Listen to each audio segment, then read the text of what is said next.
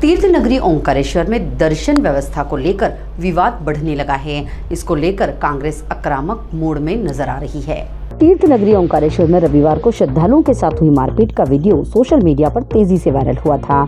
इस संबंध में प्रशासन ने 5 कर्मचारी और एक सुपरवाइजर की सेवा समाप्त की है। ज्योतिर्लिंग ओंकारेश्वर मंदिर में रविवार को श्रद्धालुओं और ट्रस्ट कर्मचारियों के साथ हुई मारपीट के मामले में प्रशासन ने सख्त रुख अपनाते हुए 5 ट्रस्ट के कर्मचारियों की सेवा समाप्त करते हुए एक सुपरवाइजर को बर्खास्त किया गया है। प्रबंध ट्रस्टी राव पुष्पेंद्र सिंह ने कहा, अभी अधूरी जानकारी मिली है, मैं बाहर हूँ, दोनों पक्ष देखूंगा, शुरुआत कहाँ से हुई, न्याय सभी के साथ होना चाहिए, श्रद्धालु हो या कर्मचारी, फिलहाल सभी को निष्कासित कर दिया है। कलेक्टर ऋषभ गुप्ता ने बताया कि अधिक मास के चलते श्रद्धालुओं की भीड़ बढ़ रही है। सुलभ दर्शन व्यवस्था को ध्यान में रखते हुए ब्रह्मपुरी पुल को एकांगी मार्ग में परिवर्तित किया गया है। ट्रस्ट एवं श्रद्धालु के बीच जो वीडियो सामने आया है वह बड़ा निंदनीय है। फिलहाल 5 कर्मचारी एवं सुपरवाइजर की सेवाएं समाप्त कर दी गई है। श्रद्धालुओं से जिला प्रशासन ने अपील करते हुए कहा कि ट्रस्ट और प्रशासन द्वारा की जा रही व्यवस्था में सहयोग करें। भाजपा नगर अध्यक्ष संतोष वर्मा ने कहा, घटना का मैं प्रत्यक्षदर्शी हूं, मारपीट निंदनीय है, लेकिन श्रद्धालुओं ने ट्रस्ट के कर्मचारियों से मारपीट की थी। थाना प्रभारी अनोख सिंधिया ने बताया कि सभी पर प्रतिबंधात्मक कार्यवाही कर न्यायालय में पेश किया गया है। तीर्थ नगरी ओंकारेश्वर में दर्शन व्यवस्था को लेकर विवाद बढ़ता नजर आ रहा है।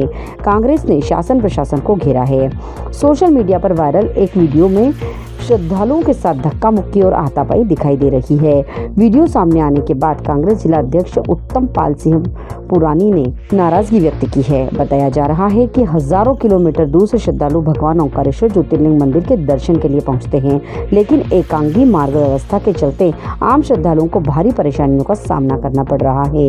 वहीं कुछ विशेष लोगों को दर्शन में छूट मिलने की चर्चाएं भी लगातार सामने आ रही हैं। श्रद्धालुओं का कहना है कि घंटों लाइन में लगने के बाद भी उन्हें सुगम दर्शन नहीं मिल पा रहे हैं। घटना के बाद अब मंदिर व्यवस्था और प्रशासनिक प्रबंधन पर सवाल उठने लगे हैं। कांग्रेस ने शासन प्रशासन से श्रद्धालुओं के हित में बेहतर व्यवस्था करने की मांग की है।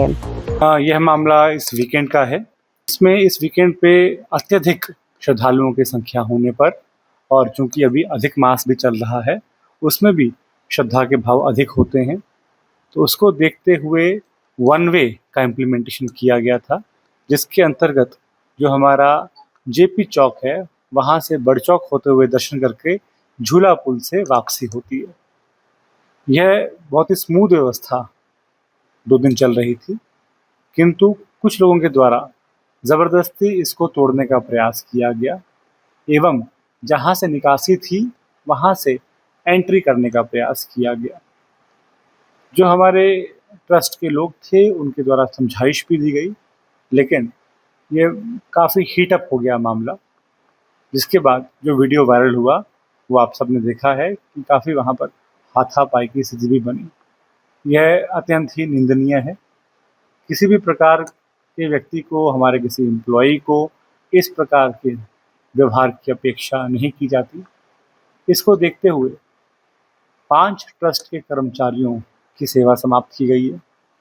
साथ में एक सुपरवाइज़र को भी बर्खास्त किया गया है। श्रद्धालुगणों से भी अपील करना चाहेंगे, हम समझते हैं कि कई बार भीड़ अधिक होने की वजह से समय अधिक लग जाता है और धूप भी अधिक है, लेकिन भगवान के दर्शन यदि करने आएँ तो कृपया प्रशासन का सहयोग करें। कुछ अधूरी जानकारी है, पर वीडियो के आधार पर कुछ कर्मचारियों द्वारा मारपीट की जा रही, मगर मुझे उसमें देखना पड़ेगा। एक पक्षी नहीं कर सकता मैं, क्योंकि उनके पक्ष भी मैं देखूंगा। कुछ वीडियो आए हुए हैं वहाँ मंदिर ट्रस्ट में कि शुरुआत कहाँ से हुई है वो भी देखना है, ताकि न्याय सबके साथ होना चाहिए, भले यात्री हो या कर्मचारी कोई भी हो, उनके साथ न्याय होना चाहिए, अन्याय नहीं होना चाहिए। उनको तो अभी हटा दिया है, उनको निष्कासित कर दिया है, करीब 5 लोगों को की तरफ से उन पे कार्रवाई भी कर दी और उसके वीडियो के आधार पे अपन ने करा। पर मंदिर ट्रस्ट के कर्मचारी थे, ताकि क्या है कि उनके पक्ष भी अपन ने सुनना बहुत जरूरी है, ताकि सही तरीके से न्याय भी हो। नहीं तो बेचारे गरीब आदमी पीछा जाएगा और उससे नुकसान हो जाएगा। ओमकार महाराज की जय। साथियों,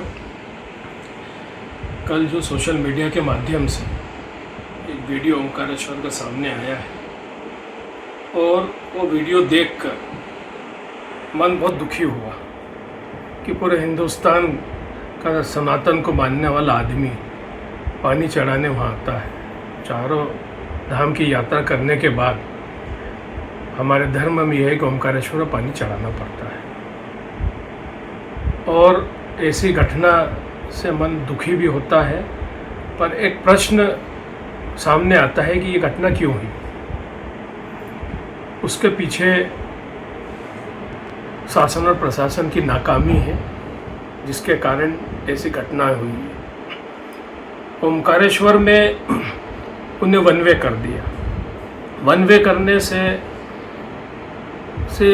6-7 घंटे में लोगों के वहाँ दर्शन हो रहे हैं और दर्शन हो रहे हैं वहाँ तक तो ठीक है, पर जो श्रद्धालु आते हैं वहाँ मूलभूत सुविधाएं भी नहीं है, टॉयलेट भी नहीं है, पानी की व्यवस्था भी नहीं है। आदमी बहुत परेशान होता है, व्यथित होकर दुखी होकर जाता है। पिछले 22 साल से भारतीय जनता पार्टी की वहाँ सरकार है और वो धर्म की राजनीति करने के अलावा दूसरा इनके पास कुछ काम नहीं। उसके बाद भी अगर ओमकारेश्वर में ऐसी स्थिति है तो उसका जिम्मेदार कौन है। वहाँ अगर लड़ाई हुई है, सोशल मीडिया में एक दिन का सेंसेशन से पूरे हिंदुस्तान में वो वीडियो फैल गया है, पर वो एक तरफ का वीडियो है। वहाँ जो लोगों के आपस में लड़ाई हुई, श्रद्धालु और मंदिर ट्रस्ट में जो आउटसोर्स के लोग काम कर रहे हैं, तो वो दोनों पक्ष की लड़ाई थी। उसमें वहाँ के जो लोकल लोग थे जिनको उनका पद से हटाया गया है या जो नौकरी कर रहे थे, पर नाकामी तो शासन और प्रशासन की थी जिसके कारण आए दिन वहाँ ऐसी स्थितियाँ निर्मित होती हैं। तो उसके लिए तो शुद्ध रूप से प्रशासन जिम्मेदार है, शासन जिम्मेदार है। हम मूलभूत सुविधा नहीं आप दे पा रहे हैं और ऐसी घटनाएं हो रही है।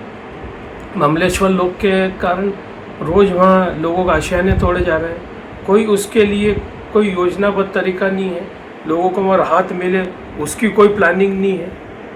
तो कुल मिलाकर जो प्रशासन है, शासन है, उसकी नाकामी के कारण ओमकारेश्वर में ये घटना हुई है। हमने पूर्व में भी वहाँ चिट्ठी लिखी थी कि जो लोग श्रद्धालु उस रैंप पे आते हैं वहाँ वैकल्पिक द्वार नहीं है, अगर कुछ अनहोनी होती है तो उसमें इमरजेंसी कोई गेट नहीं है, उसका आज दिन तक कोई चीज़ संज्ञान में नहीं लिया है। हमने सीवेज सिस्टम के लिए बात उठाई कि वो मलमूत्र का पानी जो है मां नर्मदा में मिल रहा है और वहीं पे लोग जो है स्नान करते हैं, उसका आज दिन तक इनने उस पर ध्यान नहीं दिया है। ऐसे कितने ही मुद्दे हैं पर उस पर कोई ध्यान नहीं है। आगे सियासत आने वाला है और समय रहते इनने अगर उसमें निर्णय नहीं किया, समय रहते योजना नहीं बनी, तो ये तो एक घटना ऐसी कितनी घटना होगी और उसका जिम्मेदार शासन प्रशासन और वर्तमान सरकार में बैठे उनके जनप्रतिनिधि, विधायक और सांसद और वहाँ की जो नगर परिषद होगी।